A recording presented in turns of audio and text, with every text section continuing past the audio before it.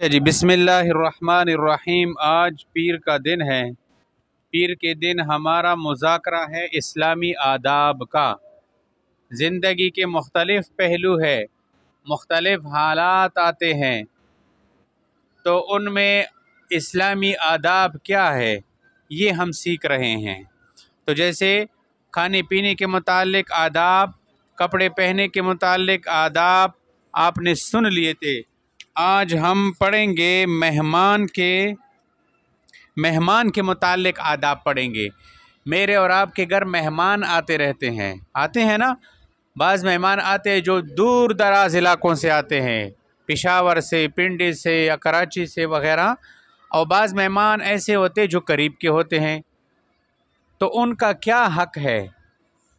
اور اگر میں اور آپ کسی کے ہاں مہمان بن گئے تو پھر اسلام نے ہمیں کون کون سے آداب بتائے ہیں کہ آپ کسی کے گھر مہمان بن گئے تو آپ نے وہاں کیسے رہنا ہوگا، کن آداب کا خیال رکھنا ہوگا؟ سمجھ آ رہی ہے؟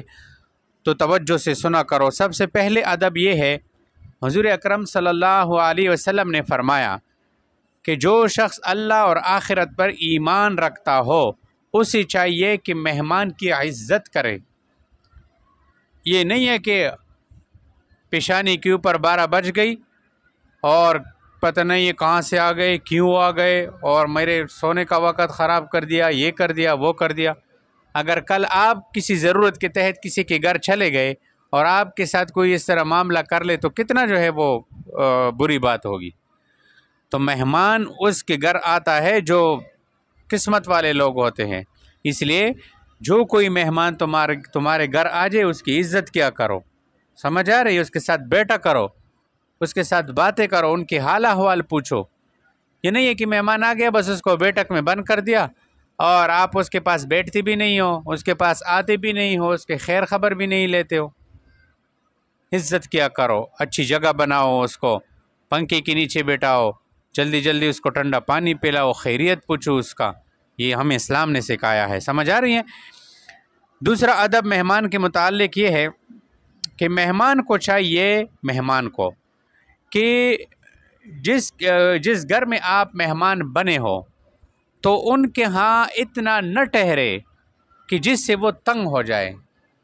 سمجھ آ رہی ہے؟ بعض لوگ ہوتے ہیں نا کہ جاتی نہیں ہیں، آ جاتے ہیں پھر جاتے نہیں ہیں۔ تو آپ اگر کسی جگہ مہمان بن گئے تو آپ ان لوگوں کو دیکھو کہ یہ کتنا ٹائم ان کے پاس رکھنے سے، کتنا ٹائم ان کے پاس گزارنے سے یہ لوگ خوش ہوں گے، اور آپ نے اگر ان کی طبیعت سے محسوس کیا کہ اب یہ لوگ میرے سے تنگ ہو رہے ہیں تو پھر اس کے پاس بس مزید مت ٹھہرو، پھر چلے جاؤ۔ تو یہ بھی ہمیں اسلام نے ایک ادب سکھایا ہے کہ اتنا نہ ٹھہرے جس سے وہ تنگ ہو جائے۔ سمجھ آ رہی ہے؟ تیسرا ادب ہمیں اسلام یہ سکھا رہا ہے کہ مہمانی 3 دن تک ہے، اس کے بعد صدقہ ہے۔ آپ کے ہاں کوئی مہمان آ گیا تو 3 دن تک اس کا اکرام کیا کرو، یہ اس کا حق ہے۔ کیا ہے؟ حق ہے۔ 3 دن کے بعد بس جو کچھ ہوگا وہ صدقہ ہوگا۔ تو صدقے کے اوپر صدقے کے اندر جو ہے کوئی ضروری نہیں ہے کہ خواہ مخواہ بکرا ذبح کرے۔ سمجھ آ رہی ہے؟ تو پھر اپنے طاقت کے مطابق جو کچھ آپ خرچ کرنا چاہے تو وہ آپ خرچ کر سکتے ہیں، لیکن وہ سارا صدقہ ہوگا۔ پھر آپ کے اوپر جو مہمان کا حق ہے نا وہ صرف 3 دن تک ہے کہ 3 دن تک اس کی اچھی طرح مہمانی کرو۔ سمجھ آ رہی ہے؟ اچھا، اور آگے آ بھی جائے گا کہ مہمان کتنے دن تک ٹھہر سکتا ہے کسی کے گھر میں۔ آپ کسی کے گھر میں چلے گئے تو یہ یاد رکھو اسلامی ادب ہے کہ 3 دن تک ٹھہرو، بس 3 دن سے زیادہ جو ہے ٹھہرنا یہ اچھا نہیں ہے۔ آپ کسی کے گھر چلے گئے تو 3 دن ٹھہرو، 3 دن کے بعد جو ہے پھر اپنا بندوبست خود کیا کر لو۔ بڑے شہروں میں چلے گئے تو وہاں کسی ہوٹل میں بس کمرہ رکھو، اگر آپ 3 دن سے زیادہ کسی شہر میں آپ کا کام وغیرہ ہے۔ ہاں، اگر آپ کے مہمان ہیں کراچی میں، اسلام آباد میں، وہ کہے کہ نہیں آپ ہوٹل میں کمرہ مت لو، بس آ جاؤ، ہمارے پاس بیٹھک بھی ہے، کمرہ بھی ہے، اس میں رہو، جو کچھ ہم کہتے ہیں وہ آپ بھی کہو گے، تو پھر گنجائش ہے۔ لیکن 3 دن کے بعد اگر کسی کا ہاں ہو تو پھر 3 دن سے زیادہ نہیں ٹھہرنا چاہیے۔ اور ایک اور ادب یہ سکھا رہا ہے کہ مہمانوں کے لیے اچھے کھانے کا ایک دن ایک رات اہتمام کیا جائے، یعنی ایک دن ایک رات تو اچھا کھانا کھلایا جائے، سمجھ آ رہی؟ اس کے بعد اپنے طاقت کے مطابق کھلاتا رہے۔ اور ایک اور ادب اسلام ہمیں یہ سکھا رہا ہے مہمان کے متعلق، آپ کو کسی نے دعوت کی کہ رات کے وقت آپ میرے مہمان ہوں گے، آپ میرے پاس آ جائیں، آپ کے لیے میں نے دعوت تیار کی ہے، تو دیکھو جو کوئی اپنے مسلمان بھائی کی دعوت قبول نہ کرے تو حدیث میں آتا ہے کہ اس نے اللہ تعالیٰ کی اور اس کی رسول صلی اللہ علیہ وسلم کی نافرمانی کی۔ مسلمان کے مسلمان پہ کتنے حق ہیں؟ 5 پڑھے ہیں نا؟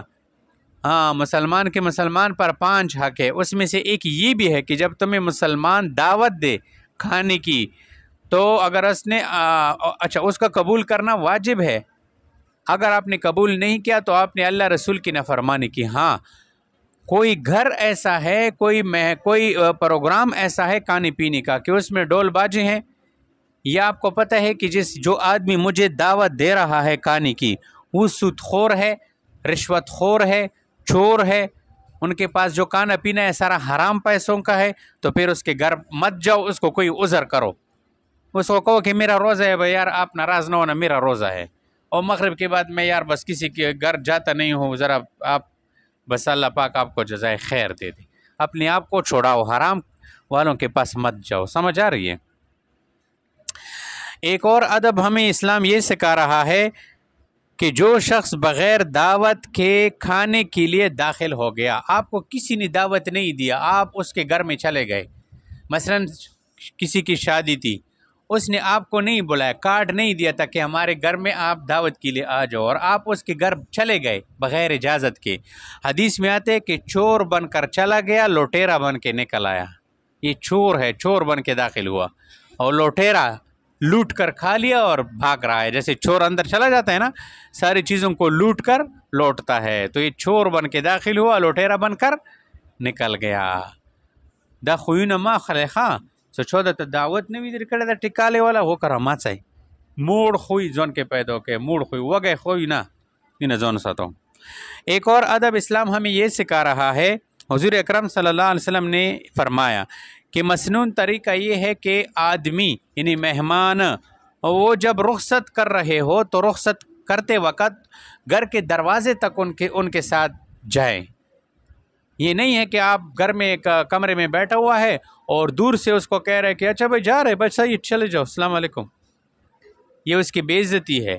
مہمان جب آپ سے رخصت مانگ رہا ہے کہ بھائی بس میں آپ کے پاس ٹھہرا 1 دن یا 2 دن اور یا آدھا دن، اب مجھے اجازت دیجئے اور میں جا رہا ہوں، اور آپ بیٹھا ہوئے آپ کہتے ہیں ٹھیک ہے جا رہے بچے السلام علیکم، یہ نہیں، بلکہ آپ اٹھو اور مہمان کے ساتھ دروازے تک جاؤ اور اس کو الوداع کرو، اس کو دعا بھی دے دو کہ اللہ پاک آپ کو اپنے گھر تک سلامتی کے ساتھ پہنچائے، اور اگر آپ سے ہو سکے چلتے وقت اس کو کوئی تحفہ بھی دے دو، آپ کے گھر کوئی تحفہ ہے، کوئی چیز ایسی پڑی ہوئی ہے جو گفٹ ہو سکتا ہے، تو آپ مہمان کو جو ہے گفٹ بھی دے سکتے ہو، سمجھ آ گئی ہے؟